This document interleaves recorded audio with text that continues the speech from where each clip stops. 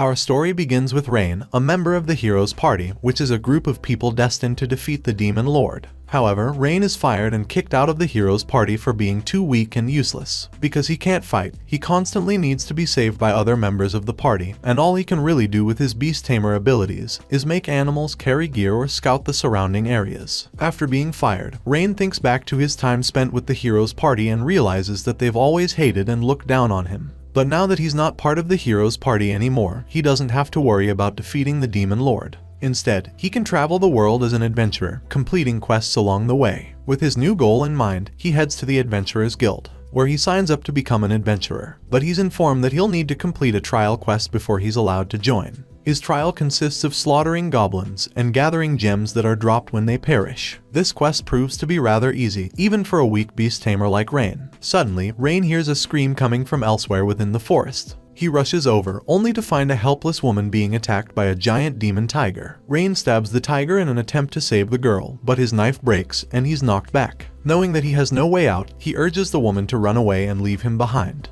But rather than run, she surprisingly leaps into the air and dive kicks the tiger, defeating it with a single blow. Rain is shocked by the woman's overwhelming power. He catches her as she collapses due to exhaustion.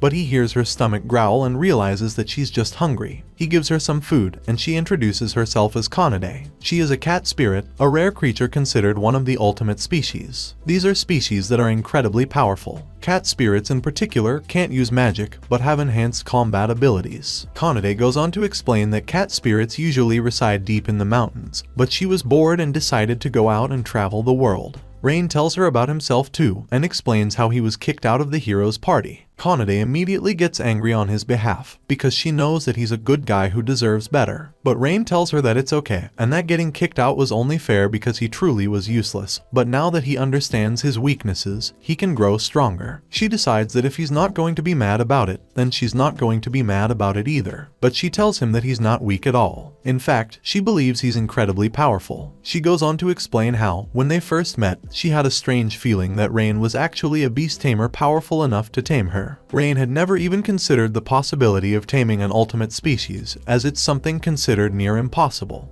But Conade tells him to believe in himself and to try to tame her. With her consent, he successfully forms a contract with her. A seal appears on Conade's hand to prove their bond. With this, Rain realizes that he has the power to tame ultimate species, which makes him hopeful for the future as there are several other powerful kinds of ultimate species for him to tame, each with their own unique abilities and skill sets. But before they can head back to town, Rain needs to finish his trial, which requires him to gather medicinal herbs. He tames a bunny and commands it to go and gather more bunnies. He then tames the whole group of bunnies and makes them go fetch the medicinal herbs for him. Conade is shocked by this display, as she's never seen a beast tamer able to do what he's done. Most beast tamers would only be able to tame one animal and give it very simple commands. Additionally, Conade explains that Rain has already tamed her, so he shouldn't even be able to tame any other creature. Although she knew he was amazing, Conade had no idea that Rain was this powerful. They then return to town so Rain can turn in his trial quest, and he officially becomes an adventurer. He's given an F-rank identification card and some money, but not enough to afford lodging, so he'll need to complete more quests. Upon leaving the Adventurers Guild, he runs into a guy who harasses Conade because it's his first time seeing a cat spirit. He tells Conade to come with him, but she says that she belongs to Rain, her master. He's surprised that someone as weak-looking as Rain would be able to tame an ultimate species, and laughs in their faces. He then challenges Rain to arm wrestling to prove that he's stronger, the winner of which will get Conade. Rain doesn't care if someone badmouths him, but he refuses to stand by and do nothing when someone harasses his catgirl waifu. So Rain agrees to the challenge, even though he doesn't believe he's strong enough to win. But to everyone's surprise, Rain immediately slams the man's hand down against the table, breaking both the table and the man's hand. Rain is as shocked as the rest of the crowd. But Conade explains to Rain that after taming her, he gained her strength, so he's now as strong as a cat spirit. With the harasser out of the way, they can begin their adventure, and Conade is particularly excited to go on her first quest. But her enthusiasm is short-lived, as she finds out that their first quest is to gather medicinal herbs, something that bunnies are much better at doing than her. Before they return to town to turn in the quest, Conade hears screams coming from far away. The two rush over to the screams, only to find an old man surrounded by a gang of thugs. They are members of the Ebon Fang Gang, a criminal organization infamous for wreaking havoc across the land. With no other choice, Rain leaps in to fight the thugs, while Conade protects the old man. Rain is surprisingly skilled and manages to defeat each thug one after the other. Kanade was initially worried that Rain's rapid increase in power could corrupt him and cause him to self-destruct, but she's surprised to see how quickly he's adjusted to his new strength. Her heart begins to pound faster and faster, and she can't seem to look away as she watches Rain defeat the thugs with ease. After the fight, the old man explains that he had hired a group of heroes to escort him, but that they fled as soon as the thugs arrived.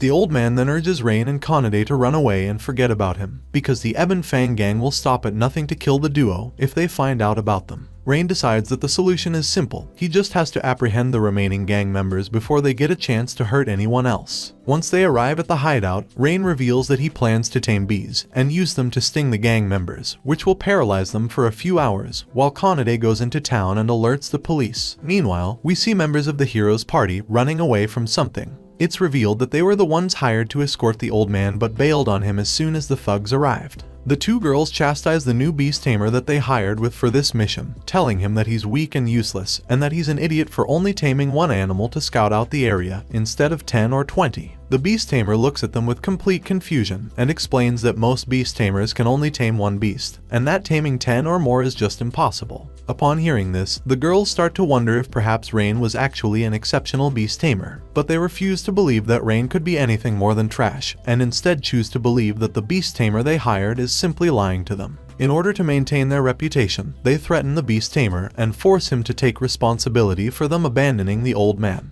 Meanwhile, Rain sends in his army of bees to sting the thugs. Kanade arrives soon after with some villagers to help apprehend the thugs. But before they have a chance to escape the hideout, a group of C-rank king lizards appear. Rain orders the civilians to retreat with the gang members, while he and Kanade fight off the monsters. The villagers wait outside of the cave, praying and hoping that their heroes return safely. Moments later, Rain and Kanade walk out of the cave with a few scratches on them, but they're mostly unharmed. The villagers are in complete awe of the duo's exceptional skill, and they bombard Rain and Kanade with compliments. Rain is happy to be acknowledged for once in his life, and thinks back to how his old party used to berate him and make him feel useless. But he's proud of who he is now and who he's becoming. Rain looks at Kanade and says that with her by his side, he can do anything. Be sure to subscribe and leave a comment if you want part 2. Thank you so much for watching.